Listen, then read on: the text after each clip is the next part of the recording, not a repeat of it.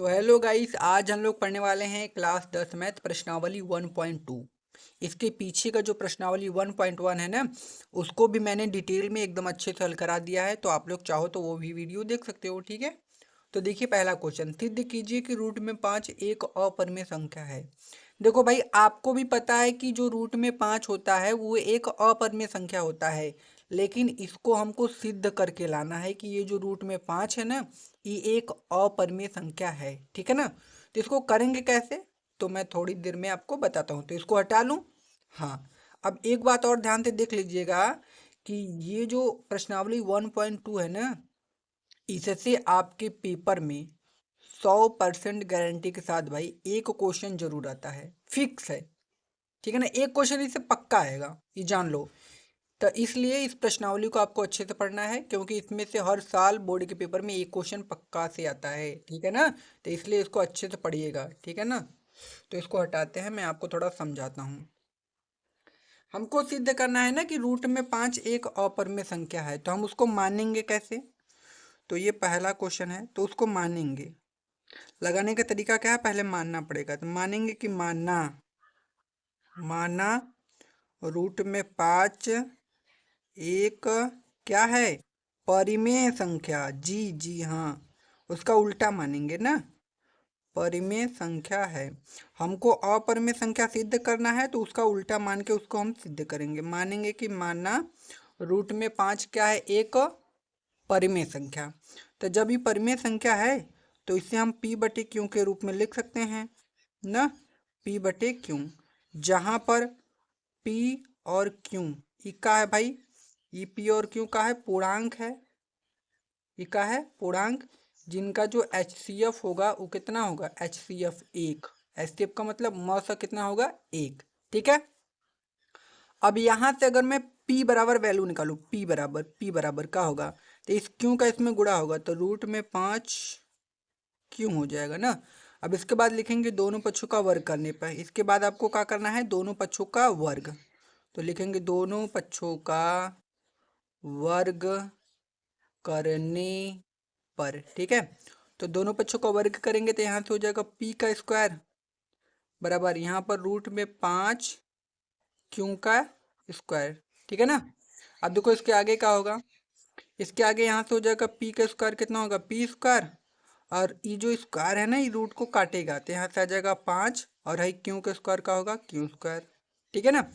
अभी 5 देखो गुणे में है, इधर आएगा तो भाग में, इसका मतलब ये जो p स्क्वायर है वो हाई वाले 5 से कटेगा।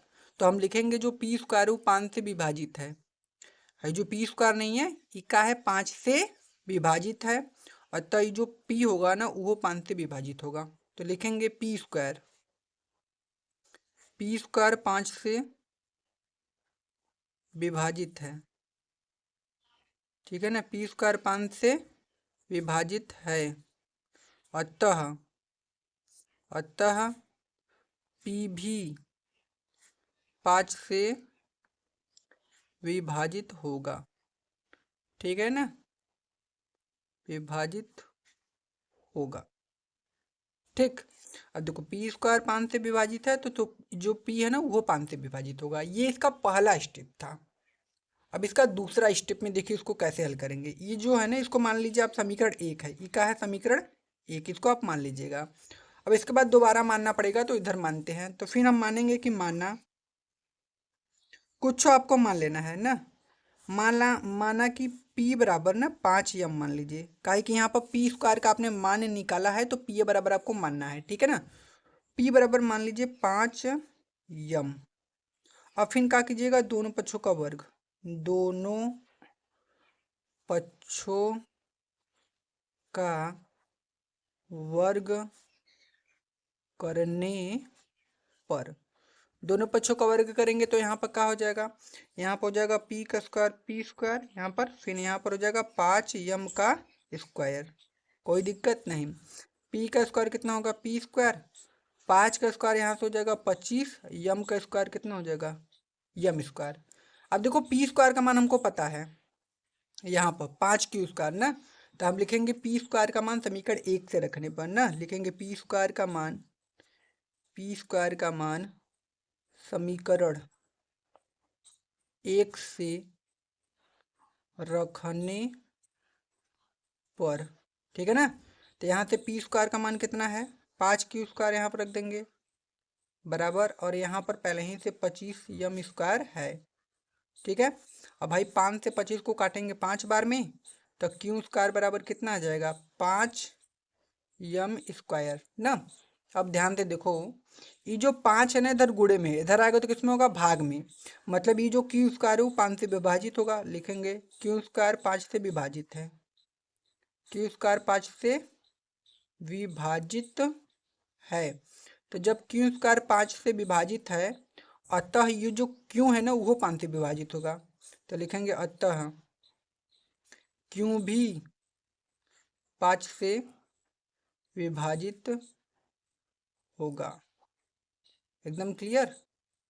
अब मेरे भाई ध्यान से देखना, हमने क्या बताया था कि अगर ये परिमेय संख्या है तो इसका HCF कितना आना चाहिए, 1। अब देखो इधर से, यहाँ पर हमने देखा कि भाई जो 5 है ये P को भी काटा, यहाँ पर हमने सीखा कि जो 5 है ये Q को भी काटा, मतलब 5 P और Q दोनों को काट दिया।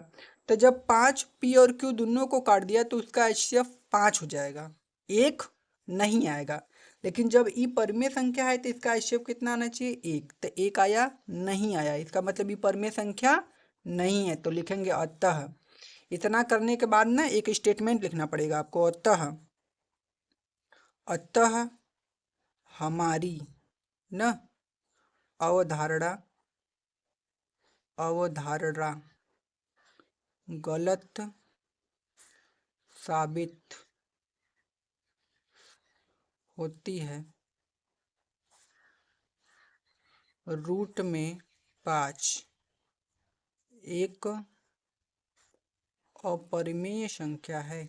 कौन सा, अपरिमेय संख्या है। ऐसे आपको क्या करना पड़ेगा भाई, लिखना पड़ेगा, ठीक है। तो ये पहला जो क्वेश्चन हम लोगों का था एकदम बढ़िया से हमने कंप्लीट कर लिया, ठीक है। अब चलते हैं इसके दूसरे वाले क्वेश्चन पर। देखिए ये जो क्वेश्चन था ना, रूट में 5, यहाँ पर कुछ भी आ सकता है, जैसे रूट में 3 आ गया, फिर रूट में 7 आ गया, तो आप सेम इसी तरीके से आपको प्रोसेस फॉलो करना है, ठीक है ना। सेम उसी तरीके से ये सब क्वेश्चन लग जाएंगे। रूट में 3, रूट में 7 ऐसा आ गया तो इसी तरीके से आपको करना है। अब इसके बाद से जो क्वेश्चन है वो आसान आसान क्वेश्चन है, ठीक है। अब देखिए दूसरा क्वेश्चन क्या बोला है कि सिद्ध कीजिए कि 3 + 2 रूट में 5 एक अपरिमेय संख्या है। तो चलो इसको भी कर लेते हैं, इसको हटाते हैं ना। तो भाई यहाँ पर क्या लिखेंगे, यहाँ पर लिखेंगे मानेंगे कि माना, फिर उसी तरीके से हमेशा मानेंगे, माना 3 + 2 रूट में 5 एक क्या है, परिमेय संख्या। उल्टा हमेशा मानना है, ये आपको पता चल गया होगा, ठीक है। तो जब ई परिमेय संख्या है तो इसे हम P/Q के रूप में लिख सकते हैं। तो लिखेंगे 3 + 2 रूट में 5 बराबर P/Q।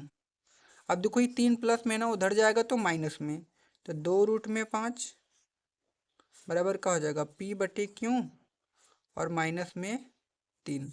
अब देखो ये गुणे में इधर आएगा तो भाग में, तो क्या लिखेंगे हम, रूट में 5 बराबर P/Q माइनस 3 अब बटा के 2। अब देखो ये रूट में जो 5 है ना वो एक अपरिमेय संख्या है। क्या है, एक अपरिमेय संख्या है, ठीक है ना। और हई जो है ना वो परिमेय संख्या है, ठीक है। वो क्या है, परिमेय संख्या। तो एक अपरिमेय संख्या कभी भी परिमेय संख्या के बराबर नहीं हो सकती, तो ये बराबर करके काट दीजिएगा। मतलब अब इसके बाद लिखोगे अतः अतः हमारी अवधारणा, ठीक है ना, हमारी जो अवधारणा है वो गलत साबित होती है, गलत साबित होती है, ठीक है ना। 3 + 2 रूट में 5 एक अपरिमेय संख्या है, ठीक है ना। क्या है, अपरिमेय संख्या है। ऐसे आपको करना पड़ेगा, ठीक है ना। तो ये वाला भी क्वेश्चन हम लोगों ने अच्छे से हल कर लिया। आप चलते हैं इसके तीसरे वाले क्वेश्चन पर, देखते हैं तीसरा क्वेश्चन क्या बोला है। देखिए तीसरा क्वेश्चन। अब आते हैं अपने क्वेश्चन नंबर 3 पर। देखिए क्वेश्चन नंबर 3 का जो पहला क्वेश्चन है, सिद्ध कीजिए कि निम्नलिखित संख्या अपरिमेय है। मतलब ये जितनी भी संख्या है ना, उसको भी हमको क्या करना है, अपरिमेय संख्या सिद्ध करना है। ठीक है, तो आसान है ये तीनों क्वेश्चन भी। चलो पहला क्वेश्चन ले लेते हैं, उसको हल करके बताते हैं आपको। ठीक है, देखिए पहला क्वेश्चन है 1/√2 ना।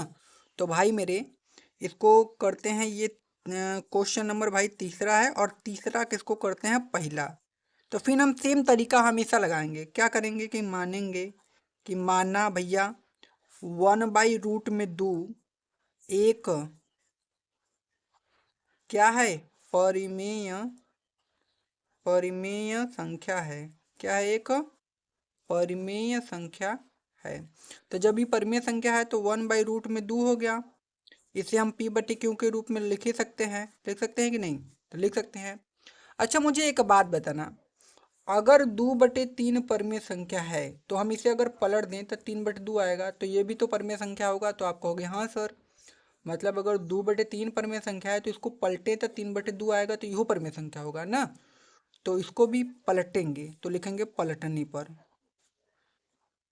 पलटने पर जब आप पलटोगे ना, तो जब p/q परिमेय संख्या है, इसको पलट दोगे तब वही परिमेय संख्या होगा। तो रूट में 2 ऊपर और नीचे 1 आएगा, तो नीचे 1 रहेगा तो उसका वैल्यू कुछ नहीं होगा। हाई वाला क्यों ऊपर और p नीचे। अब ई अपरिमेय संख्या ई परिमेय संख्या बराबर नहीं हो सकते, तो लिखेंगे अपरिमेय संख्या। अपरिमेय संख्या जो है वो कभी भी परिमेय संख्या के बराबर नहीं हो सकती। अतः हमारी अवधारणा गलत साबित होती है। ठीक है, गलत साबित होती है। 1/√2 एक अपरिमेय संख्या है।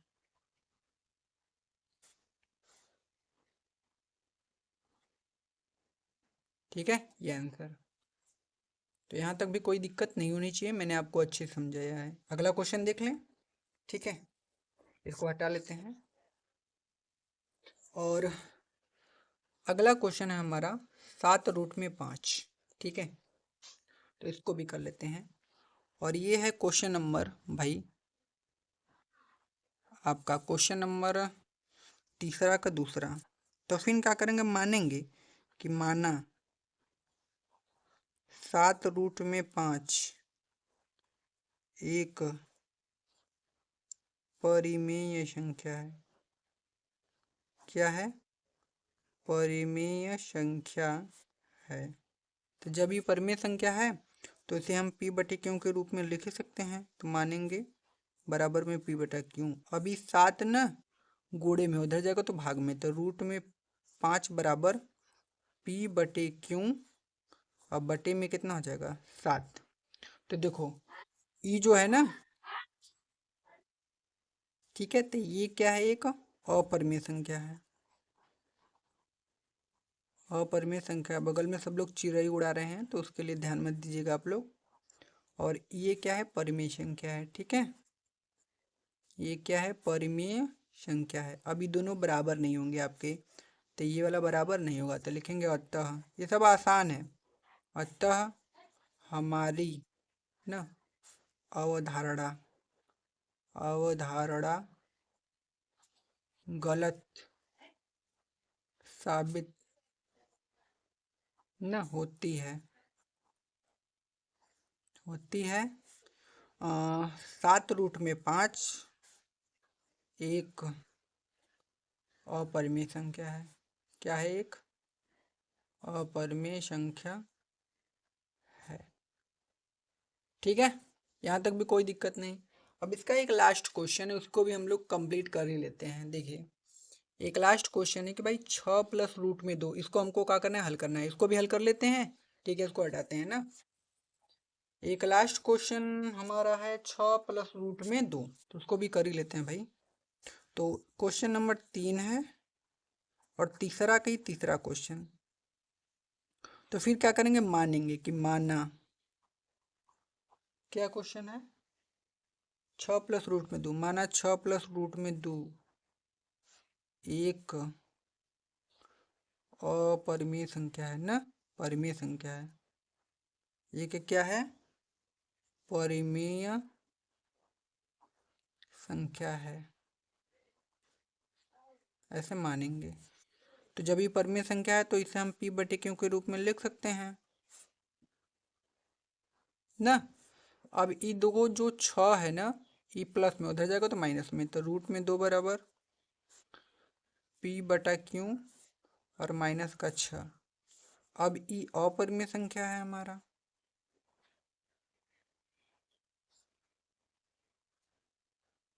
और ई का है, परिमेय संख्या है। तो ये दोनों कभी बराबर नहीं होंगे भाई, तो ऐसे कट कर देंगे, बराबर नहीं होंगे।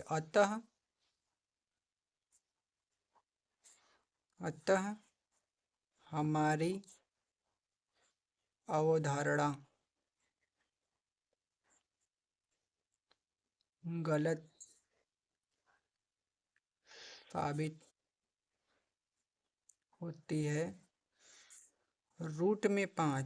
सॉरी 6+√2 एक अपरिमेय संख्या है। क्या है, एक अपरिमेय संख्या है। ठीक है, यही हमारा क्या हो जाएगा, आंसर। मतलब हमने भाई जो तीनों क्वेश्चन था उसको भी डिटेल में एकदम अच्छे से हल करा दिया है। ठीक है ना, तो अब हम लोग मिलते हैं अगली वीडियो में, तब तक के लिए भाई धन्यवाद, चलते हैं। और हमारे चैनल को भाई अगर अच्छा लगे वीडियो तो सब्सक्राइब कर दीजिएगा, ठीक है।